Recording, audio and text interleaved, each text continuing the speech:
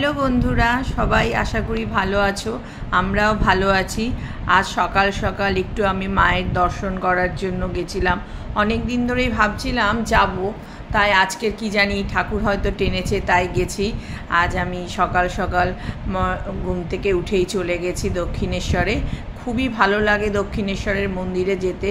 আর এই দক্ষিণেশ্বরের মন্দিরে আমি দেখো পৌঁছেও গেছি। এখান থেকে আমি গিয়ে সোজা আগে ঠাকুরের জন্য কিছু প্রসাদ নেব, ওখানে গিয়ে প্রসাদ নিতে হবে। এই দেখো এখানে আমি এখন ঠাকুরের জন্য আমি বরাবরই এই 51 নাম্বার থেকে ঠাকুরের জন্য প্রসাদ নিই এবং পুজো দিয়ে চলে এসেছি, কারণ মন্দিরের ভেতরে ভিডিও করা বারণ, ক্যামেরা নিয়ে ঢুকতে দেয় না। তাই আমি পুজোও দেওয়া হয়ে গেছে, পুজো দিয়ে বাইরে চলে এসেছি। এসে প্রসাদের ডালি নিয়ে আমি এখন একটু এখানে দেখো মন্দিরটা কি সুন্দর লাগছে দেখতে। আর বৃষ্টিও হচ্ছে বাইরে, কিন্তু ভালো লাগছিল। অনেক গরমের থেকে না একটু বৃষ্টি হলে ভালো লাগে। কি সুন্দর ওয়েদার দেখো, আর মন্দিরটা দেখো কত সুন্দর লাগছে দেখতে। এই দক্ষিণেশ্বরের মন্দিরে এলে না ভীষণ ভালো লাগে, এত ভালো লাগে এই মন্দিরে এলে, মানে কি বলবো, মানে মনটা একদম জুড়িয়ে যায়। আমি প্রায় মানে কি বছরে অন্তত 4-5 বার মন্দিরে আসি, দক্ষিণেশ্বরের মায়ের মন্দিরে পুজো দিতে।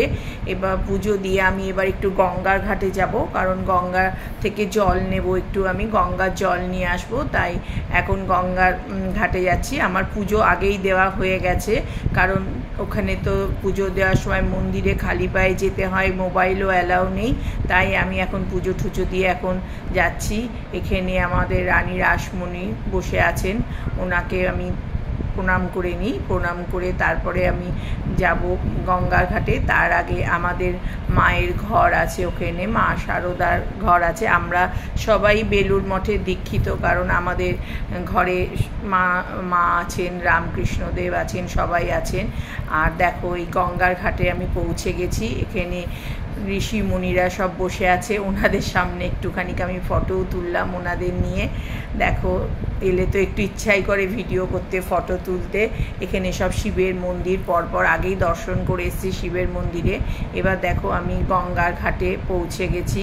খুব জোয়ার এই সময়, এত সুন্দর দেখো। ওখান থেকে বেলুড় মঠ যাওয়ার ব্রিজটা করেছে নতুন করে, মানে মাঝগঙ্গা অবধি ব্রিজ। উড়ে বাবারে, ওখান থেকে আমি হেঁটে স্টিমারে উঠে যে বেলুড় মঠ যাব আমি যেতে পারবো না, মানে অনেকটা গঙ্গার ভেতরে নিয়ে গিয়ে ব্রিজটা তৈরি করেছে নতুন করে, ওটা বেলুড় মঠ যায়। এই দেখো এখন গঙ্গায় ভরা জোয়ার।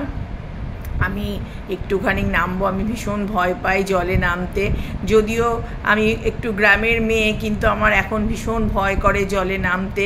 আমি আগে কিন্তু আমি সাঁতারও জানি, কিন্তু আমার এখন ভীষণ ভয় লাগে। আমি গঙ্গার জল মাথায় ছিটালাম, দিয়ে এবার গঙ্গা থেকে উঠে আমি চলে যাচ্ছি। মানে কিছু তো এই যে মন্দির দেখবো, দেখে তারপরে এখান থেকে গিয়ে আমরা একটুখানি মানে দক্ষিণেশ্বরে এলে একটু মানে কচুরিটা খেতে ইচ্ছা করে, কিন্তু খাই না, অনেক সময় খাওয়া হয় না, আবার অনেক সময় খাই আমরা। আমি আর আমার হাজব্যান্ড চলে গেছি ব্রেকফাস্ট করতে। দেখো কচুরি খাচ্ছে কীরকম করে, ভীষণ ভালোবাসে কচুরি খেতে। তো কচুরি খেলো, আমিও একটু খেলাম। খেয়ে দিয়ে এবার বাড়ির উদ্দেশ্যে রওনা দেবো। হ্যাঁ, খুব সুবিধা হয়ে গেছে, এসকেলেটার রয়েছে বলে আমরা এখান থেকে সোজা এখন উঠে আমি মানে ওদিকে চলে যাব। ওখান থেকে আবার গাড়ি ধরবো আমরা। গাড়ি ধরে দেখো এই ব্রিজের উপরে আমাদের রামকৃষ্ণদেব বসে আছেন, উনি খুব সুন্দর। এখানে অনেক ছোট ছোট দোকান আছে, আচারের দোকান আছে। যখনই আসি এখান থেকে আমি আচার কিনি। আমার পুজো টুজো সব দেওয়া হয়ে গেছে। এবার আমি মানে বাড়ি যাব। বাইরে হালকা হালকা বৃষ্টি হচ্ছে। খুব ভালো দর্শন করেছি মায়ের, এত সুন্দর মায়ের আজকে দর্শন করেছি। ঠিক আছে, চলো বাই, টাটা।